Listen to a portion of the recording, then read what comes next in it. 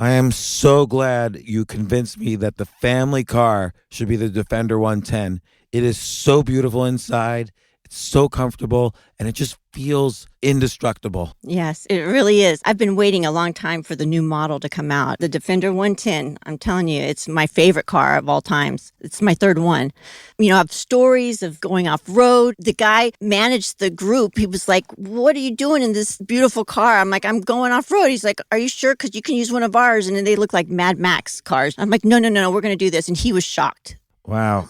Well, it's great because the Defender has been reimagined for 21st century adventure, and its unparalleled off-road ability as well as its robust interior are invaluable whether you're headed towards uncharted territory or just a weekend of exploration. The Defender 110 tackles challenging surroundings with absolute confidence. The SUV conveys strength outside and in, featuring peerless technology like an intuitive driver display and an award-winning infotainment system. That's my favorite part, to keep you connected no matter where the journey takes you.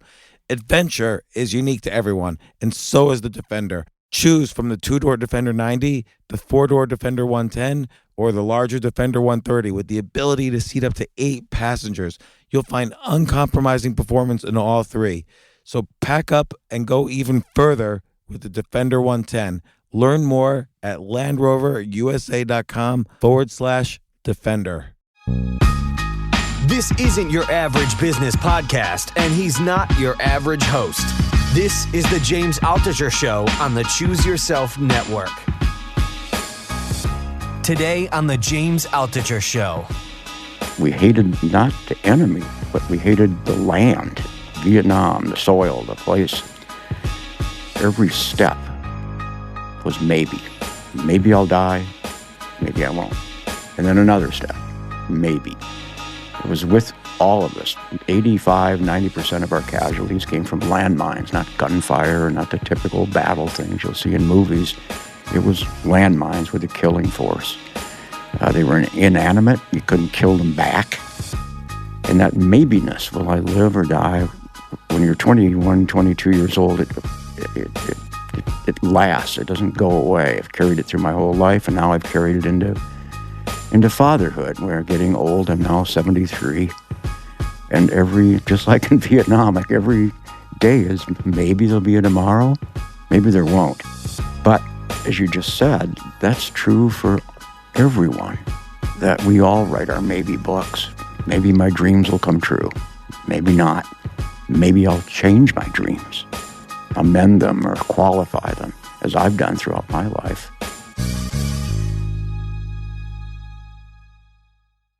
There's a theme to my life. I mean, that's it. Well, I think you make a really interesting point, which is more interesting. I mean, I don't even want to bring up too much on politics, but you make a really interesting point about writing, which is don't be afraid to contradict facts. Yeah. Because we live in a world where everybody's so sure of themselves over this all the time, when in fact, we know nothing.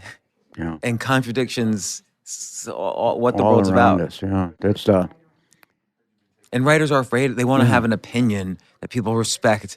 Yeah. But the reality is, storytelling's not about opinion ranting. It's not. And it's not even always about intellect, the rational side of the mind. You can talk rationally about empathy, for example, and wish you had more, or he had none. But to tell a story where you see a person being empathetic or the opposite moves you in a way, because you're on the detail of it. It's not abstract. You're witnessing it as it happens without that analysis thing. And one of the hardest things to do what I do, which is mostly fiction, but even in here, is to force myself to trust the story, not examine it. Oh my God! In fact, I want to save that for our interview. Because No, he recorded that, so we're did he? good. Oh, good. So I'll do a quick intro. So I am so honored to have Tim O'Brien, author of the brand new excellent book, so excellent it made me cry. It's called Dad's Maybe Book. I don't even know how to pronounce it. Dad's Maybe Book, but it's basically kind of these almost love letters between you and your two sons as they grow up, and you're kind of an older father than most, and you're grappling with all these issues of, being a parent, dealing with your own age, and many other issues that we'll talk about. You're also famously the author of the book "The Things They Carried." When it first came out, it was sort of called a collection of short stories. Now they call it an interlocking novel, but I always think of it as a collection of short stories. I don't know how you've thought about it. It was published in different magazines too, and journals. It was, yeah. So- Chapters appeared in a bunch of magazines. I just called it a work of fiction because, like you, I'm not quite sure how to describe it. The stories do interlock. The characters appear in all the stories. And you call it fiction, but you're also in the book, and sometimes you kind of break that wall, and you're like, you're talking to the reader. Mm-hmm. I do. It was a technical challenge in a way. I wanted to write a novel that felt like and read like a memoir. And that required using my own name to get that feeling as how much of this came from the real world and how much comes from the world of imagination. And my life has been that way. Some things come from the real world. Other things come to me from my imagination. What do you mean your life is that way? Today was that way. I'll give you an example of what happened when I arrived in New York. Was it yesterday or 2 days ago? I can't even remember anymore. I've had 2 hours of sleep. Met a friend of mine, a filmmaker. We went to a bar, and my wallet was taken. And I lost all my money. I lost credit cards. I lost my driver's license at the first day of a book tour. How do you get through security? It felt like I was living in a dream. This couldn't have happened. I also felt that I'd lost my identity. How could I prove who I am to anybody? To you, coming on your show. Yeah, I'm Tim O'Brien. What if I weren't? You'd say, see your driver. There's no driver's license. So I felt as if I were in a dream, much like I felt in Vietnam. This can't be real. My hands can't do what they're doing, pulling a trigger. My feet can't keep walking through minefields after minefields of watching other people die. It can't be real. On the other hand, intellectually, it is real. Then it can't be real. And so much of the world seems to come at me that way, including being now an old man. How can that be real? I don't believe it until I look in a mirror. And I said, my God, look at those eyes and that face. Because there's this other untrue reality inside me, which is I'm 34, 35 years old, and yet I'm not when I look in the mirror. But wait, when you so this just happened this morning. Your wallet was stolen. Did you find it? Did you get it back? I got the wallet back. I didn't get the money. The cops found it, and I'm not quite sure where they found it. I spent yesterday in a police station, about 4 or 5 hours, mostly waiting to talk to the police. I just sat there, and their eyes never connected with mine. They just skim over me. And then finally a detective took me up to his office and made calls, and they'd found the wallet, and all the IDs were there. So I've got that back, and I'm now that a happy guy. Yesterday I was just miserable. I wanted to cry and go home. And the loss of the money is nothing compared to losing your identity. Well, so I guess there's a couple of things to mention. One is this is your first book in 20-some years, Dad's maybe book, but it's every bit as beautiful as this book. So The Things They Carried, this is kind of your, I don't want to say it's your seminal Vietnam book. You have many good books all around, and I don't want to limit your subject, but this is, again, connected stories of people in a particular platoon in for a year in Vietnam. And the first chapter, the first story, The Things They Carried, refers to, and it's this beautiful metaphor about what specifically all these, people on the ground in Vietnam, the people you served with, what they're carrying in their bags, the photo, the bulletproof vest, whatever it is they're carrying. But it also refers metaphorically to everybody brings their bag of issues with them when they're going to war, whether literally or figuratively. Mm-hmm. And I found it to be very beautiful because it's analogous to things we all go through in life.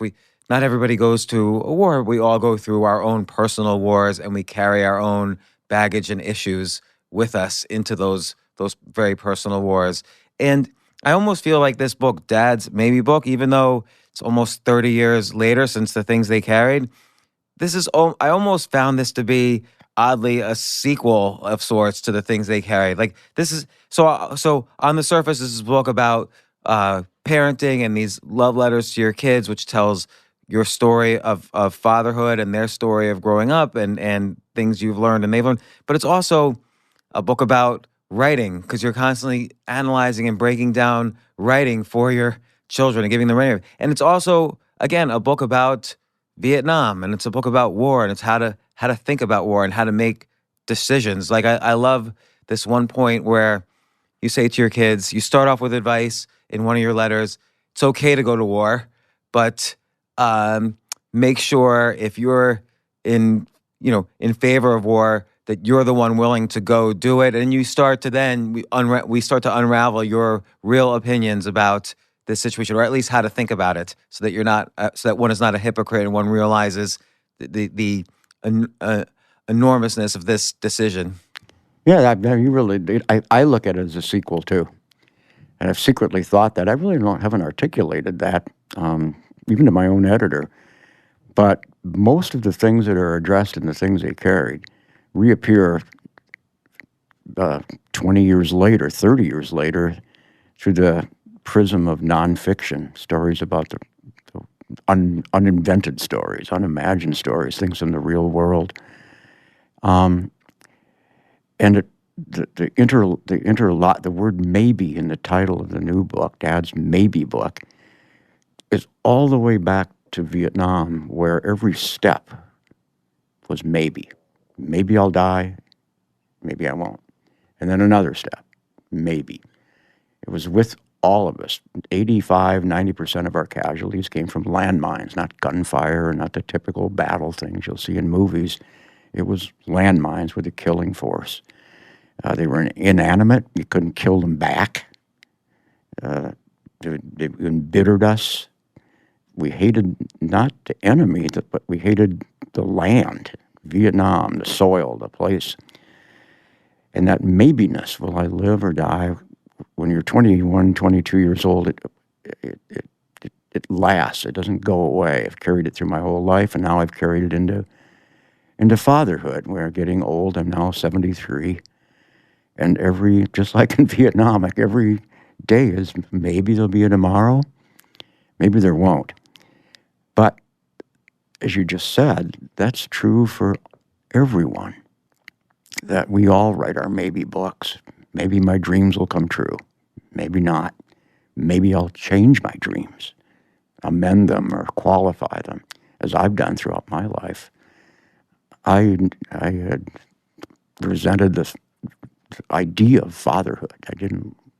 Losing my independence and You mentioned in the beginning of this that you and your wife Meredith initially, well, you weren't married then, I guess, but you initially split up because We did. you were so sure you didn't want to have kids, and you were surprised how sure she could be in loving something that didn't yet exist. Yeah, I call it heartlessly reproductive. I remember I used the word crocodile during our arguments. I said, how can you love something that doesn't even exist more than you love me?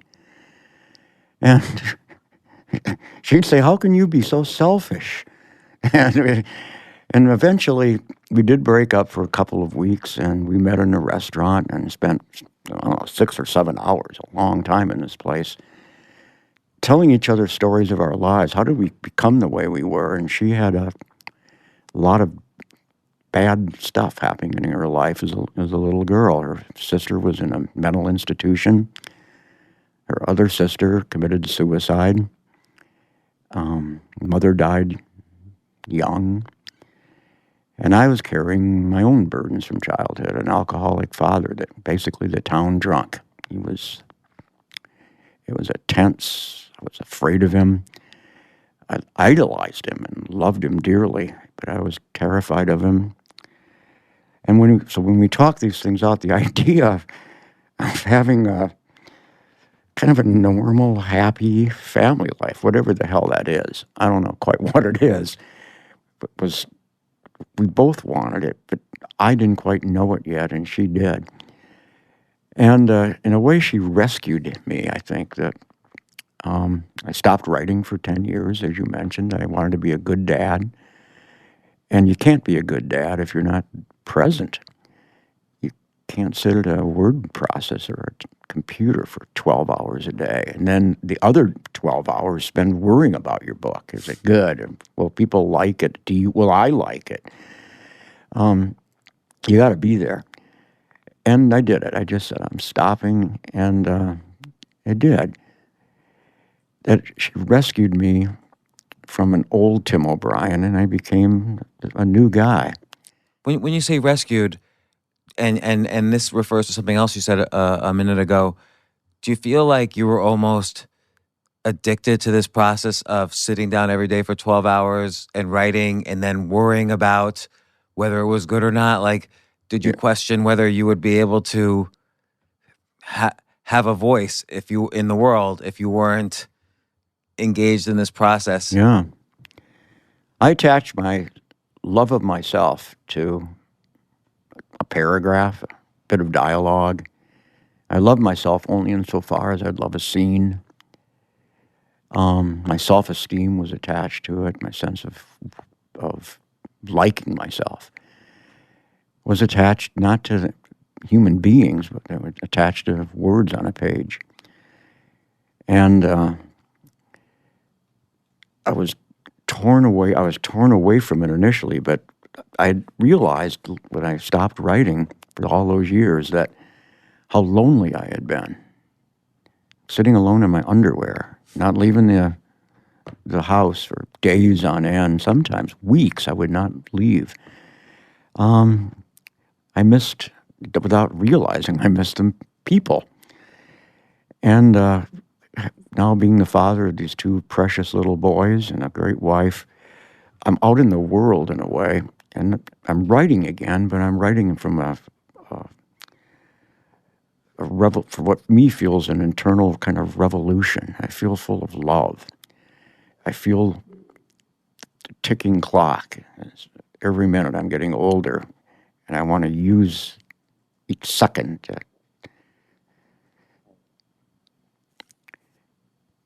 to squeeze love into the bones of my children and my wife. Just squeeze it in. And that's a really great feeling. I'm tearing up now, but I don't feel, I'm not sad. I'm so happy with what has happened that that's what makes me tear up. And it feels that a new kind of beauty has come into my life.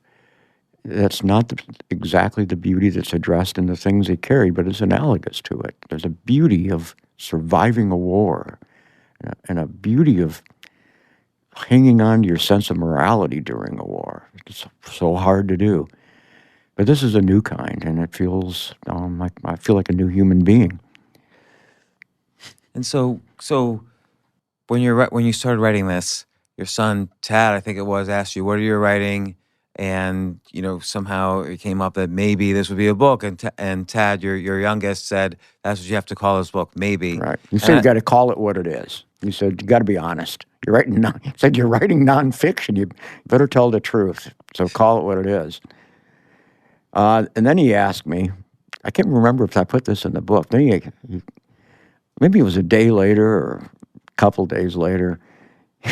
He was then, I don't know, like 8 years old or so, and at the dinner table he said, "Do they pay you for these books?" And I said, "Yeah." And he said, "Do they pay extra for the title?" And was he trying to work out a deal for himself? And he wrote an IOU to me that I still haven't paid off. I owe him $10 that I'll eventually give him. This, but as a little kid, he was, that word maybe, he was on to what we were talking about earlier, that contingency that life has, especially when you're getting old, but in other parts of life too. Do you think when you were in Vietnam 1969, is that right? And then do you think, you referred to this sense of maybe when you were at war, like each step, you don't know, maybe it's your last, or maybe it's the last step of the person next to you, or you, you Right. don't know what the next, when you round the next path or whatever, Right. what will happen. Do you think it's almost like a philosophy of maybe that you have to get comfortable with that maybe, and a lot of people can't do that. A lot of That people is want for sure. certainty. That is so for sure. I mean, one of the threads throughout the new book is my hatred for absolutism. That it kills people, or can, and has. And there's nothing evil about saying, I think something's true, or maybe it's true, or I believe, or it's my opinion. But when you have absolutist rhetoric coming out of the television set and the radio, and so many, I'm not talking just political, that too, of course, but in other ways too, cultural, religious, absolutism. I always think, how can you be so sure? I've changed my mind about so many things in my life. I've been wrong as often as I've been right, and maybe more wrong than right. Well, you had kids, for instance. Right, and I thought I never would, and I'm still alive, and I thought, you're not going to survive this war. It's impossible. You hated Cub Scouts. You don't like bugs. You don't like sleeping on the ground. Camping out is for idiots. I mean, none of it. I didn't know one end of a rifle from another when I went. I mean, and I made it through that. What seemed impossible. I was pretty sure that I was a dead man. The irony of it all was that the men who were athletic and sort of enjoying the war in a strange, macho way, tough talk and kind of gallows humor all the time, were the men who ended up dying. As good as they were, it was just luck. And I had good luck, and theirs was bad. My foot went 1 inch maybe from a line. I'll never know how close a foot came to a landmine. But behind me and in front of me, they were going off, and guys were losing legs and dying. So yeah, that contingency, that maybiness, it was so infectious that I spent my life in that world of doubting any absolute declarations about the world. I've always ended up modifying them and amending them, and maybe I'll end up modifying and amending what I'm saying right now. Very possible I will. Well, a lot of this idea of maybe comes through in many of your books, and I have two in front of me, the Dad's Maybe book and The Things They Carried. But you described one as fiction, one as nonfiction, but I think even that distinction is blurred, in the sense that, for instance, in The Things They Carried, many of these events clearly happened to you. In fact, Tim O'Brien is a character in The Things They Carried. And you say the word I, like and it's clear you're referring to yourself. So you go back and forth between fiction and nonfiction. Even in this, it almost becomes, it's just literary writing and storytelling. You could tell it fiction or nonfiction. And you can argue also all nonfiction is fiction because it's just coming out of our memory. Of course. Yeah. If you could tell me everything that happened to you yesterday, I'd be amazed. It'd be impossible. Every word that came out of your mouth, I couldn't do it. The sequence of things that happened. What about a week ago? And then what about 10 years ago? Of course. So it's not absolute recollection. Most of our lives vanish as we live them. Food we had last night, I can't remember. I don't think I had any. And you had just gotten out of the police station. You're probably really tired. They weren't feeding me at the police station. Much of for example, in the new book, Dad's Maybe book, I was doing exactly what I was doing in The Things They Carried. That dialogue was not recorded. I recollected it, tried to be faithful to what I said in various circumstances, what my father said, my children say. I was trying to be faithful to the world as it had come at me, but I did have to make up the sentences. I had to recollect as best I could, and then presented on the page. So you're right when you say that when I called the one book nonfiction and the other fiction, the blur is they're in a way to me identical.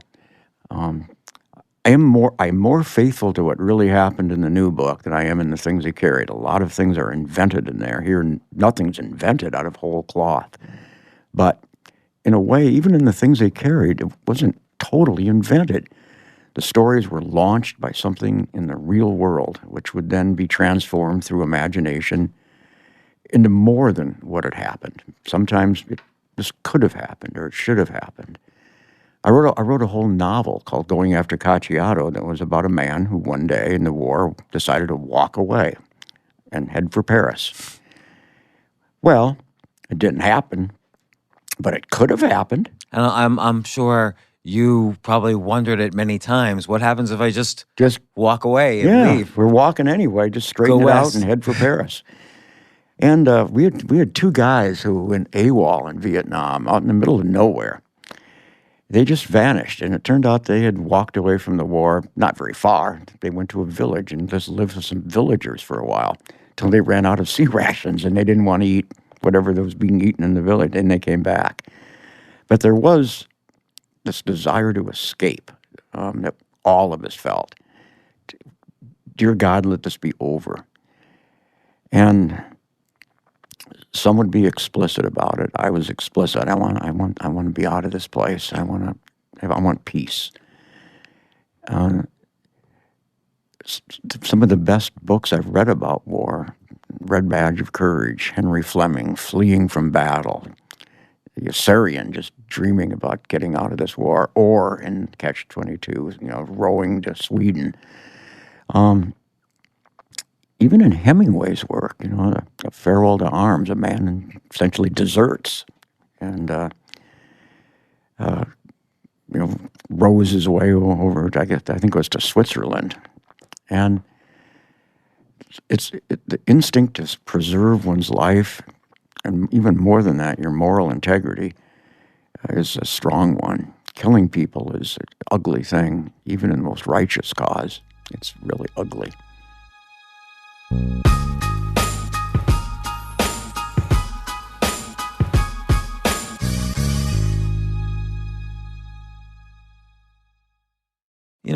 In the things they carried, and by the way, I just want to mention that for a literary set of interlocking short stories, this also sold 2 million copies and was quite a success, or over 2 million copies. You have this really intense chapter, The Man I Killed, and again, it's fiction or nonfiction. We'll get to that in a second, but it also strikes me how much in both of these books and in many of your books, the structure of the writing is itself part of the story. So in The Man I Killed, it's the one time the main narrator never really speaks. Mm-hmm. So or you're aware of the narrator not speaking. Right. So I think it was Kiowa, your platoon mate or whatever you call it, who is trying to get the main character to talk before you even really know what happened. Somebody was killed. It was horrible. And really the story is this other character trying to get the main character to break open, to spill it out, to spill the story out. So even the reader, we're not getting the story. We just know roughly what happened the same way the other characters in the book know. Mm-hmm. And then in the very next chapter, you talk about the difference between fiction and nonfiction right here in a fictional book. And then you say, I did this, and you tell the story. Yeah. And again, structurally, it's almost as if you were coming to grips with what happened by first hiding yourself in the main story that says, I killed somebody. It's titled, I Killed a Man. And then the title after that, Ambush, it's as if something's happening to you, but you're able to, that gives you permission to tell the story. Yeah, the dynamic was pretty much as you just described it, maybe a little even more simple in my, I wanted to, I will never know if I killed anybody during the war. It's unknowable. You can't see bullets hit things. But I do know I sprayed the world with fire, gunfire. I do know I shot back. I also know I didn't aim much. It was mostly to make the enemy go away, just spray the world. However, I can't avoid responsibility just by saying, "Oh, I don't know if I killed anybody." I did. I was a soldier. I was in a war, and I pulled the trigger. I was part of it. And in that chapter you just mentioned, the man I killed, it's a way of putting a face on what I may have done, kill a person. God knows it's haunted my dreams and my waking world for all 50 years now. Was I responsible? I remember a day we came across a dead little girl. It was after a firefight that lasted 4 or 5 minutes. And we were walking away from it, and I looked down, and none of us had been hurt. But caught in this fire was a 9, 10-year-old little girl.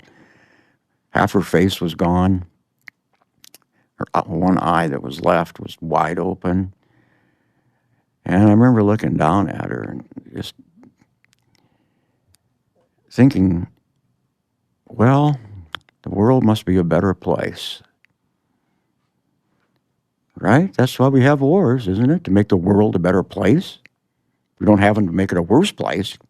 Save our liberties and don't besmirch our honor and don't have Ho Chi Minh running through the streets of Seattle and all that bullshit.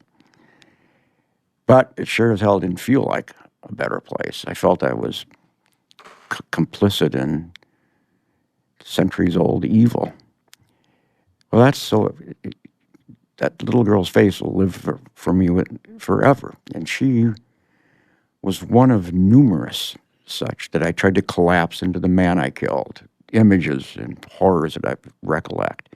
And as a storyteller, you try to collapse it into something, one image, and stare at it for a while.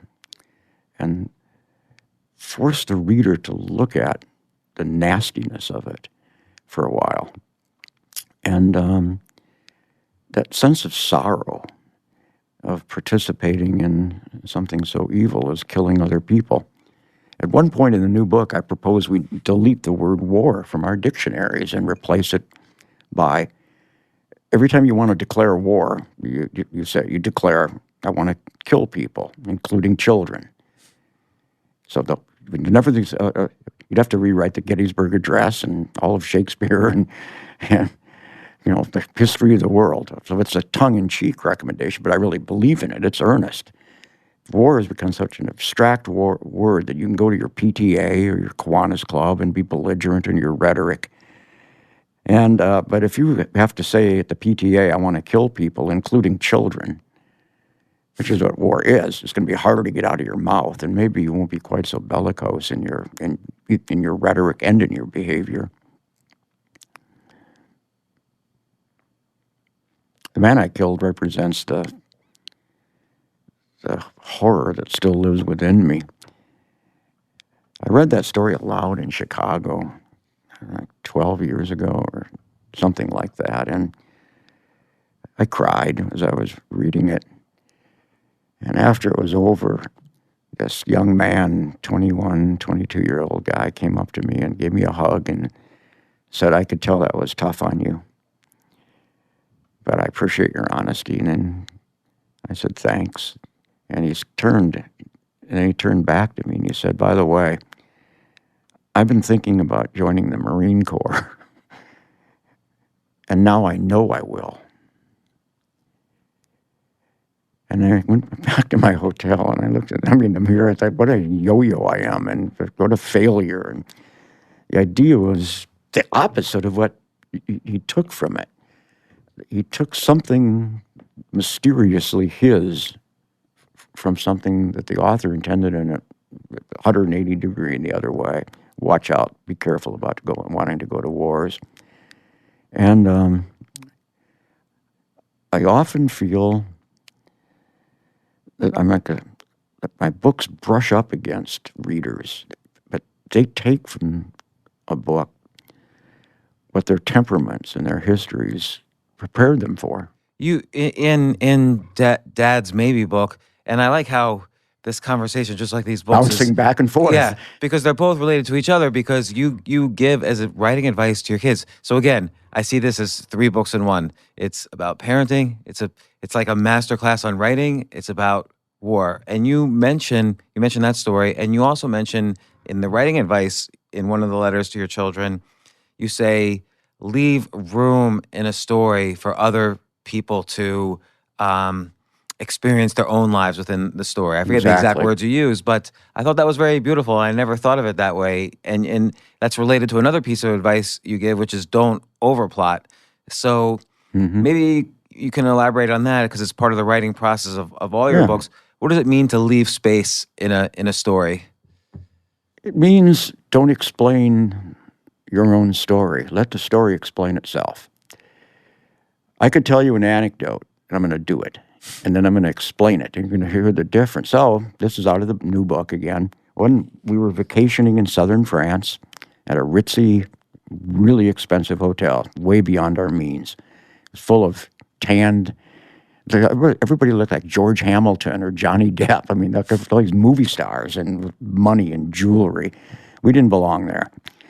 And one day, my wife and I were having a piece of pizza outside and a Coke.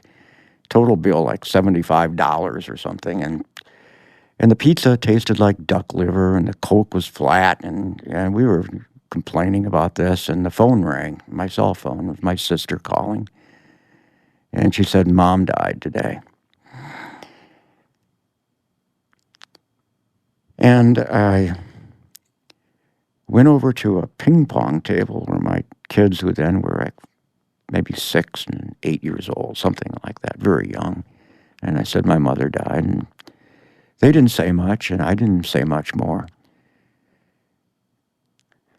And then for the next 2 hours, we just silently played ping pong. Gradually, dusk set in this kind of purple twilight and this beautiful Mediterranean scenery before us. We were walking down a hill going to dinner in a little village nearby, and I took Timmy's hand, who was 8 at the time, I think, and I said to him, are you thinking about Grandma?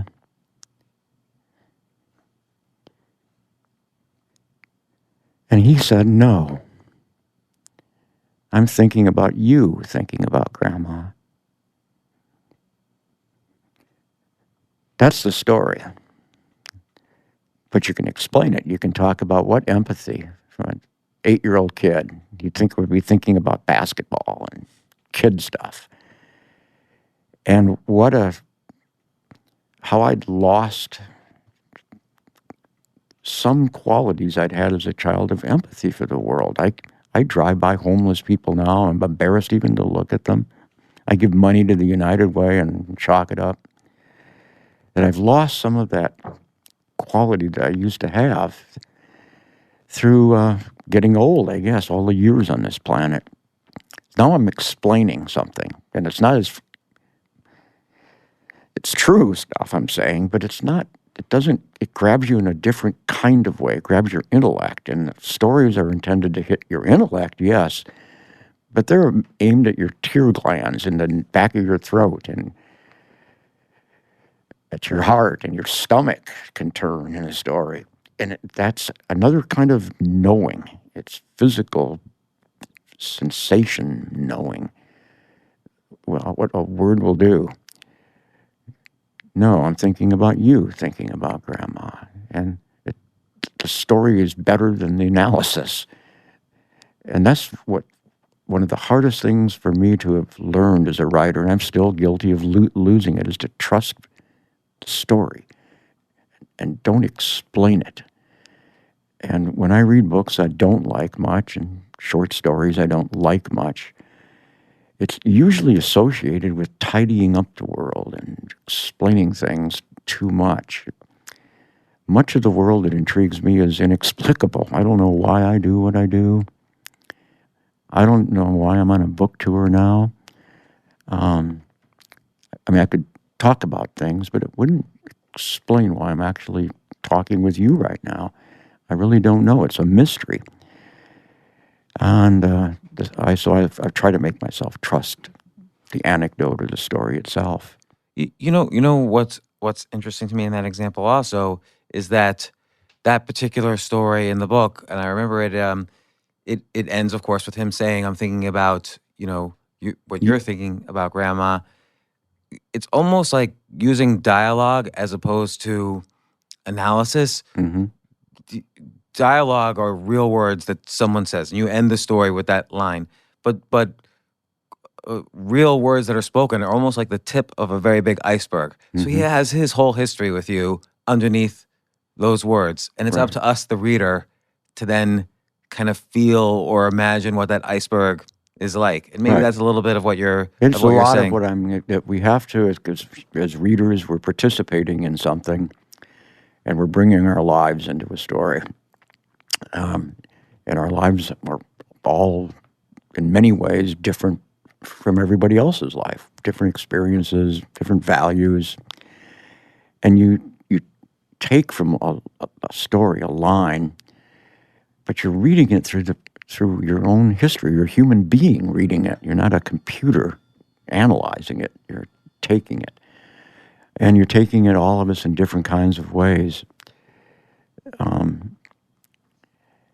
To trust a story is, I think, it's like joining a magician, which is my hobby, backstage. You go backstage and you see, oh, here's how the trick was done. And it stops being mysterious, stops being full of wonder and joy and delight and surprise.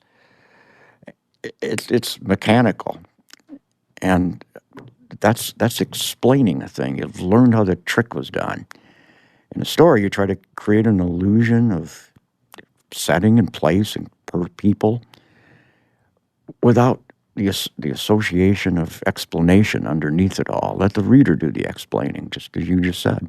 So again, sticking to that particular story, you knew. So when planning, so let's say our whole lives are a collection of thousands of stories, and you have to pick the right ones for each book. So of course, this is a moment that's intense for you, your mother dying. It's intense perhaps in a different way for your children, but it's also intense for you to tell your children. So you know that this story works for you, and you explain it as simply as possible. But then by leaving that gap, it allows, for instance, me or another reader to say, well, how would I feel when my mother dies? Or will my children react a similar way when I explain to them? So it gives me opportunities to think of my own story in this context. It's almost like you're giving me a special kind of permission to analyze this anecdote without you shoving a plot Doing it down my for throat. you, right? Exactly. It- Without shoving an explanation down your throat. But then the anecdote itself also, you said a couple other things that are structurally part of the story. One is you told them, and then you guys silently played ping pong for a few hours. So that's the story, but I have to wonder why you include that instead of immediately going to Timmy's quote. I imagine you yourself are dealing with this news that you got, and it's comforting. One of the things parenting and having children have given you is this comforting buffer against this intensity. You can get back to being present with them while you absorb this emotional news. And then you going down the hill in the sunset to a nice village. There's a lot of different meanings there in the context of the story. And again, I love how structurally these anecdotes that seem to be almost generic, but they're not, are fully part of this story without explicitly saying so. Yeah, you said everything that I hoped to accomplish. I wanted the ping pong in the center of that silent 2 hours of ping pong. It goes by in a couple of sentences. It's not a lot, but there had to be some kind of something in the story to represent the stunned silence inside of me. I didn't know what to think. I wasn't capable of crying. I felt like I was in L'Étranger, where Marcel can't weep over his own mother's death.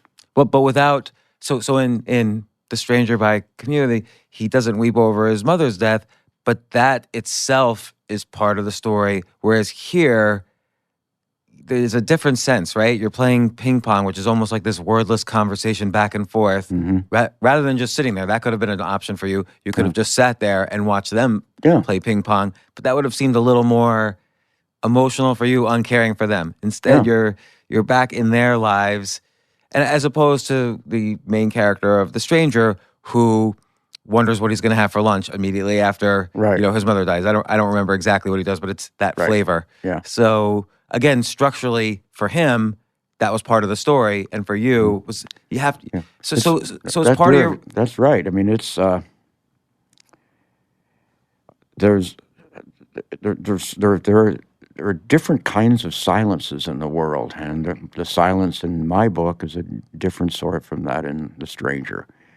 The silence here is this ping pong representing wordlessness, but these thoughts going through my head, the ball going back and forth. And the thoughts are images that were happening in my head.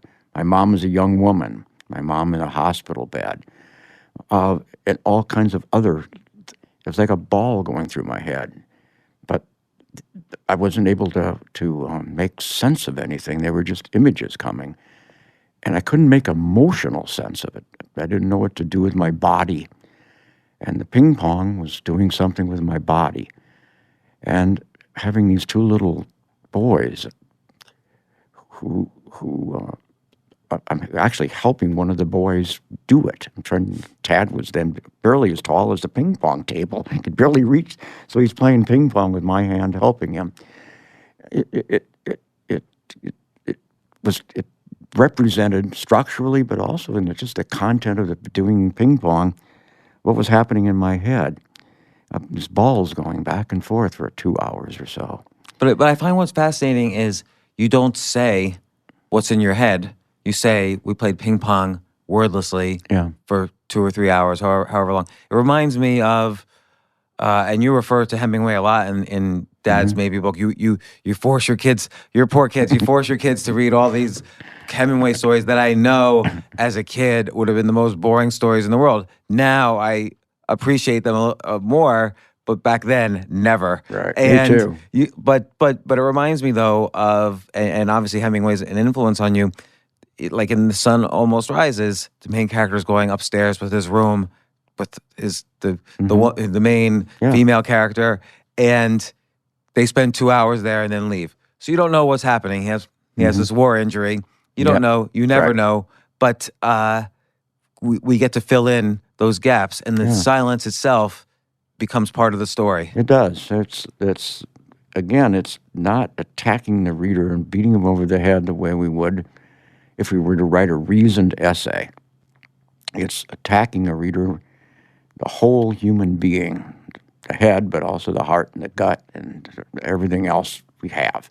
The skin should you want to prickle, where you feel a story, and it's not just the head doing it.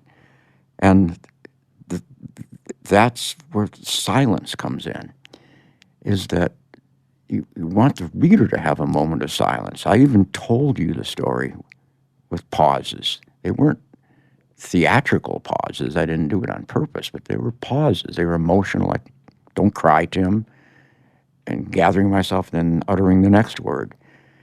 But that, you feel the silence. When it's present in the story, it makes your heart kind of worry. Is that guy going to cry? Is he going to get through it?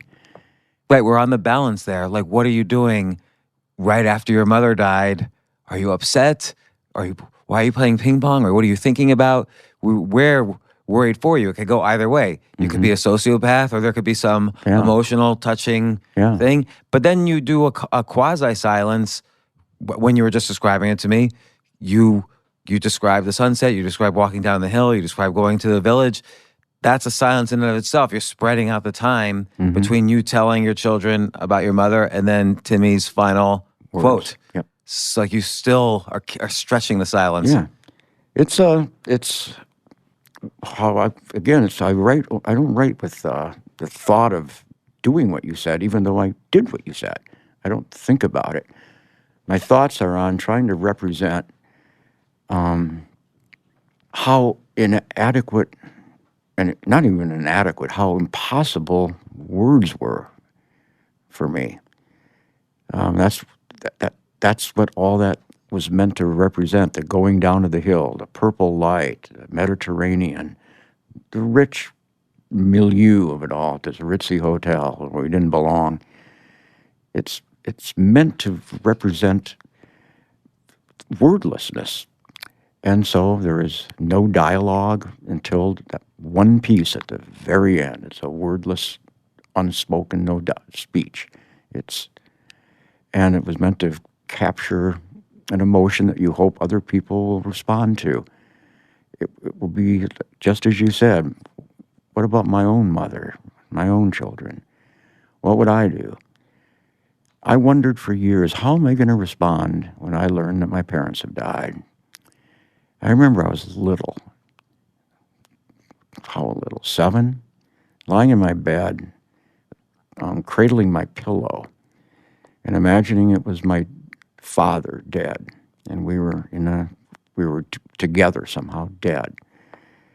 And I imagined I'll go insane if I hear my dad dies. I imagine I'll never be able to stop crying. And then he did. And my imagination, what I did instead of all that was my wife had awakened me at 2 in the morning and told me he died. And all I did was say thanks. And then I turned and fell asleep. I would never have imagined that would be my response. And even now, I feel I loved him so deeply and adored him, and idolized him. And that was my response to the news.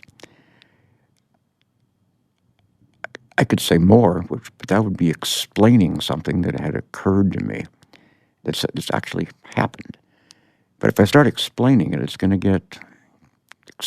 not going to be mysterious to me anymore, or to a reader. The mystery is, how could I say thanks and then go to sleep? I don't know. And I guess I don't want to know. Well, when you woke up after that next morning, after you slept, what did you do? I wrote an obituary. I knew I couldn't read it. I'm an emotional guy, and I knew I'd just bawl throughout it all. But I wrote it. It was both an obituary and it was a funeral talk. And I had my brother read it. He totally messed up the prose, and he's a critic. He's a basketball player, and he not a writer. So he told a few jokes throughout it all. He just threw them in about our dad and funny things that had happened, which was good. It was refreshing. Mine was a little more somber than his. In the end, he did just a great job. I don't know how he could do it without crying. I couldn't have. So again, it's this. I am loving more and more the title with the maybe in it, because as you write, you also can't control what the reader is going to read or learn or understand. Like this young man who read your book and listened to you, and then he joined the Marines. Like, the more you try to control what they think, probably the more you're going to fail at it. Absolutely. It's like raising kids in a way. The more you try to convince them to eat their broccoli, the more they're not going to want to eat their broccoli. You can say a billion things to them about broccoli's good for you. It actually ends up tasting good, but they just stare at you and don't eat their broccoli. The more you try to control something, it feels, in me, it would create kind of a resentment. If my dad kept trying to tell me, eat your broccoli, the more I'm going to, hide it under the table or put it in my lap, which I used to do, not with broccoli, I used to do with peas. There was a little ledge where I sat on the table, right below the surface of the table, where I'd stack up all the peas in a long row. And there was a tablecloth I could kind of put over it when I was finished. Then later I'd go clean the peas up and throw them away. Well, my mom finally found the peas before I remembered to go back and get them. And boy, did I pay hell that night. The controlling thing is dangerous, and it's probably my main failing as a father, that I love both boys so much. I want the best for them. And so I try to, I don't say push them, but I try to guide them toward things that I think will be good for them.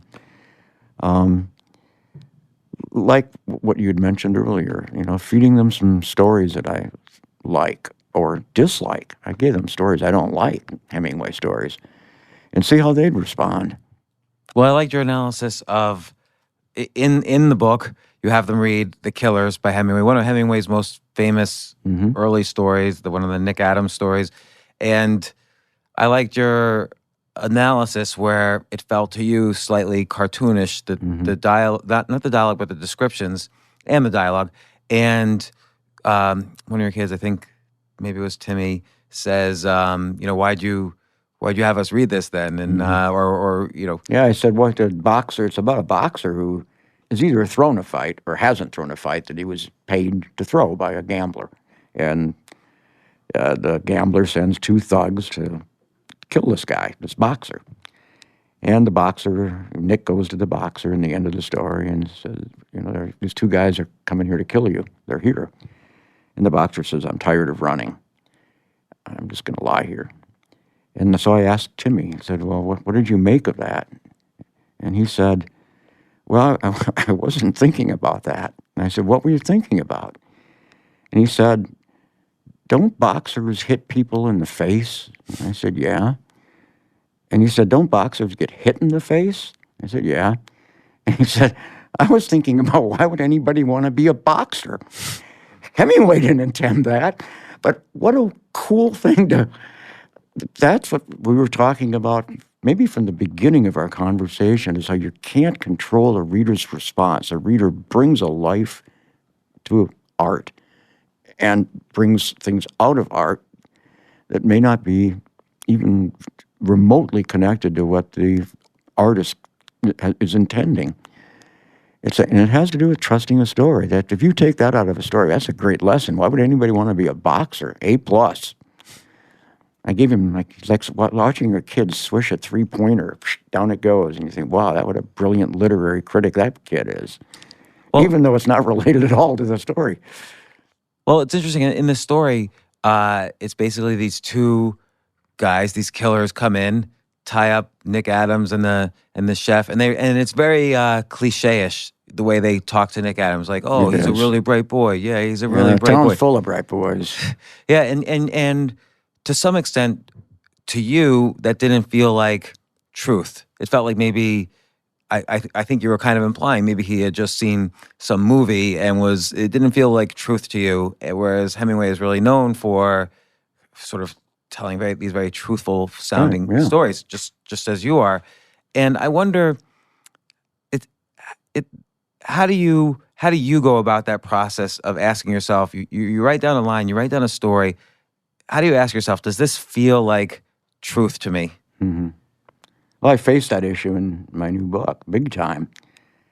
I always felt endangered by the thought that this might read like a Hallmark card. Too sentimental.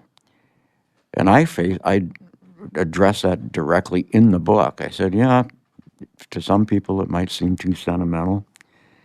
However, what else do I do? Do I jazz it up with literary tricks? Do I not write it about love? What other words should you use? I feel affectionate toward my children. You can't. That sounds ridiculous to me. And in the end, I try to address it bluntly, saying, I know I'm endangered by this, but I need to express it. And have you hope the reader feels it through the story, not through what I declare, but through the unfolding of anecdote. And sometimes they happen in funny ways. There's an anecdote, a very quick one, of Tad and I, the younger boy and I, watching a basketball game one night. And out of nowhere, he turned at me and said, "How old was that guy in the Bible, Methuselah?" And I said, "I don't know, maybe 1,000 years old." And Tad said, "Wow." And then for the next hour, we watched this great it was a playoff basketball game, tight, exciting game. And right near the end of the game, Tad turns to me and said, "What exactly did he eat?"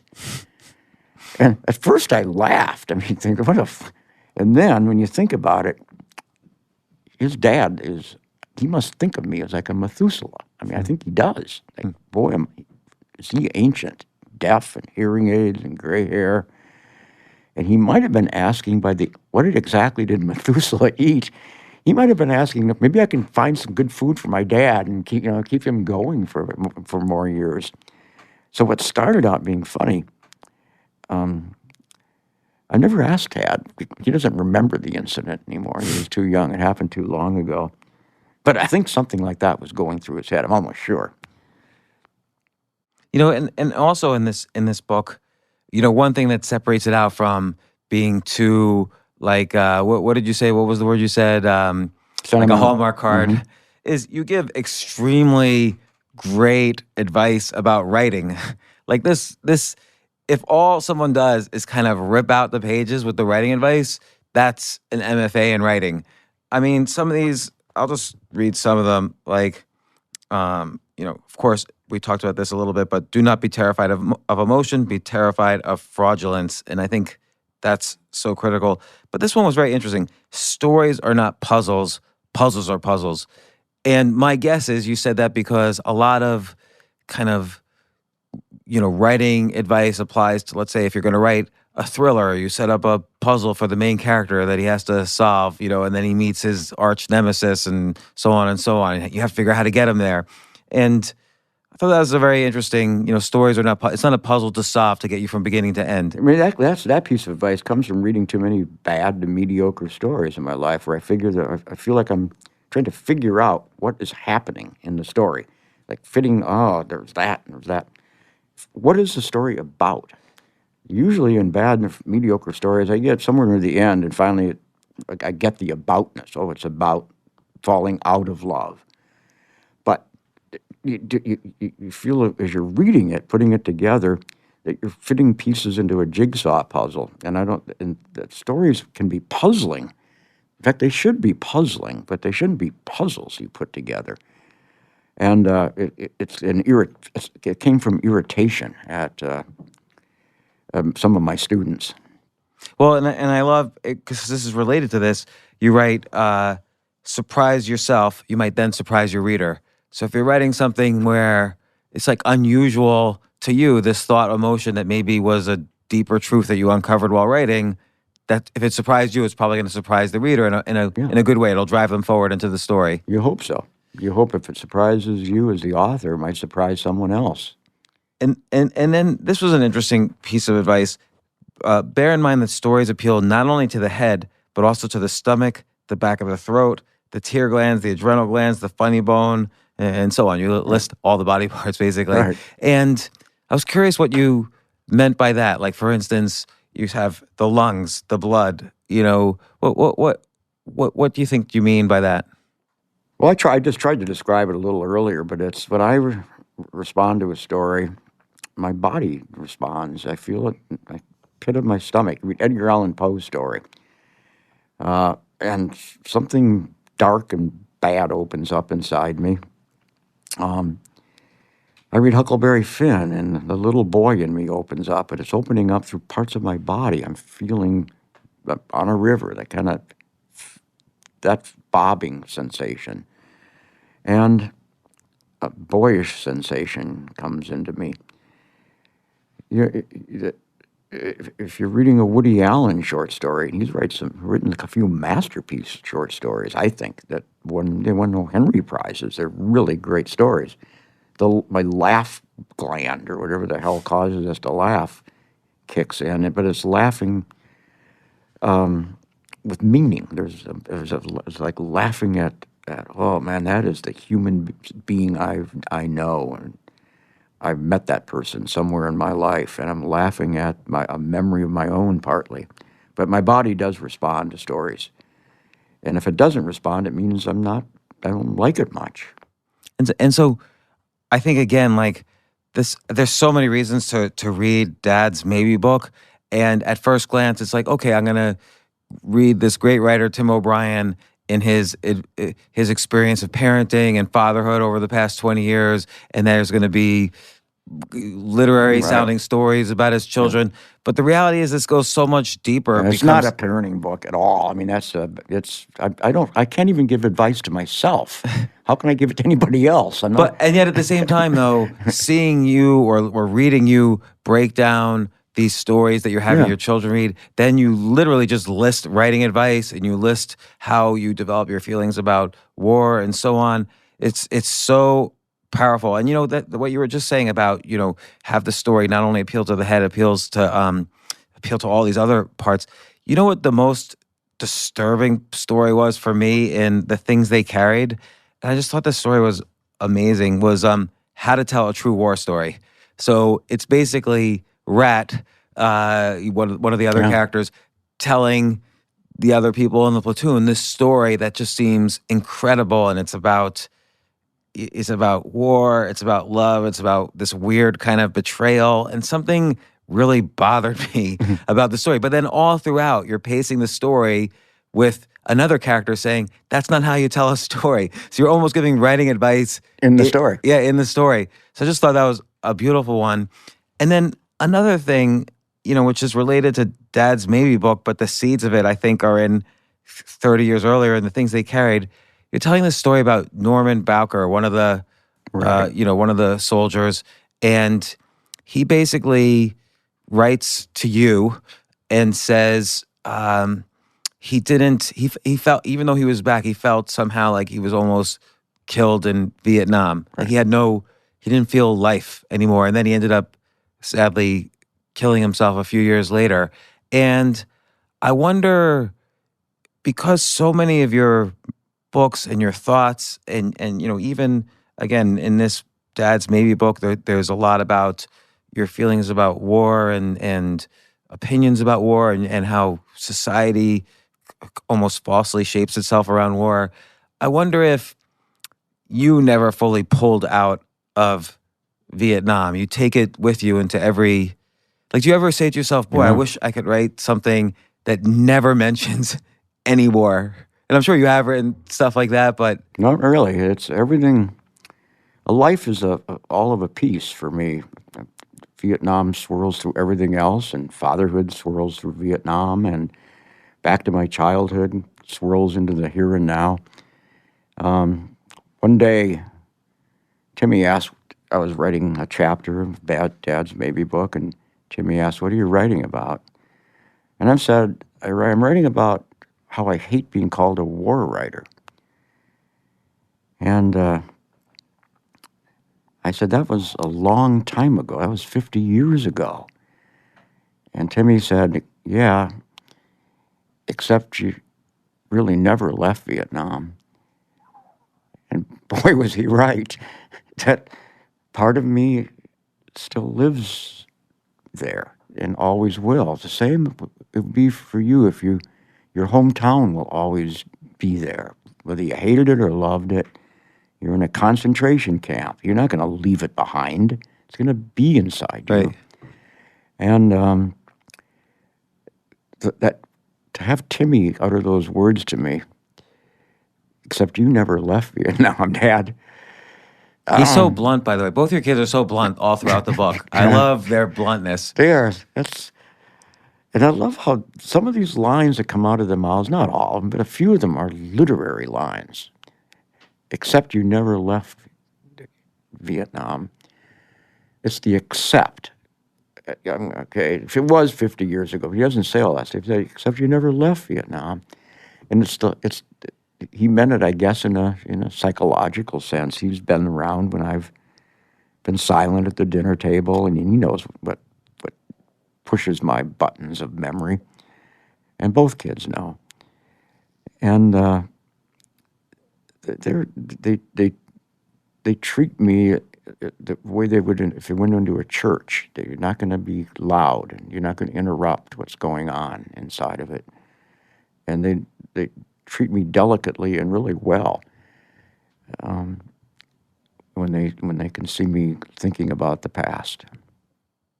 Well, Tim O'Brien, author of the just released Dad's Maybe book, which this really is a literary event. Your first book in 20 years. So many of your books have been classics. You won the National Book Award with Going to Going after Cacciato. Cacciato, yeah. And this collection, the things they carried, for me, is one of the best books of all time. I remember just the first time I read just the first chapter, and you're so just methodical, listing what every soldier is carrying. But you get this the reader gets this overwhelming sense that this is just, we're going along for a ride that's much deeper than just what they're carrying. They're carrying things in their head, their emotions. We're about to see some extreme things happen to these characters. And I've probably in the past 30 years read this over 50 times. It's been such an inspiration to my own meager writing. But now I'm so looking forward to keep on rereading Dad's Maybe book, not, for your stories of fatherhood. I'm a father as well, but also for, again, your point of view on the world, your writing advice. It's all so wise. I'm going to just, I want to be respectful of your time. I know you're on book tour. This is the beginning of your book tour. There's one line I'd like to read, and then we can close it out. So you say, and this is in Dad's Maybe book, and while a story's truths may not be verifiable by the scientific method, they surely can be verified and are verified in the hearts and bellies and tear ducts of individual readers as a page is turned at the stroke of midnight. And I just love that, because I think truth, that everybody always wants to know, how do you describe things, or where's my thesaurus, or how do you do a plot? But at the end of the day, it has to boil down. You have to feel this.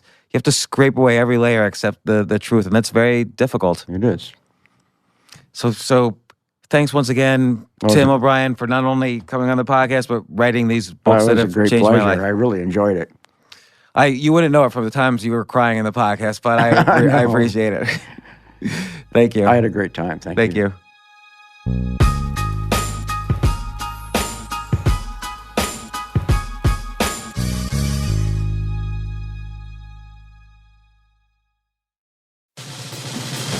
These days, we're all investors, trying to be smart with our money despite our worst impulses. But at iShares, we believe that deep down inside of every investor is a better investor. One that's just waiting to be let out. Explore iShares ETFs and insights and let your best investor out. Visit iShares.com for more information.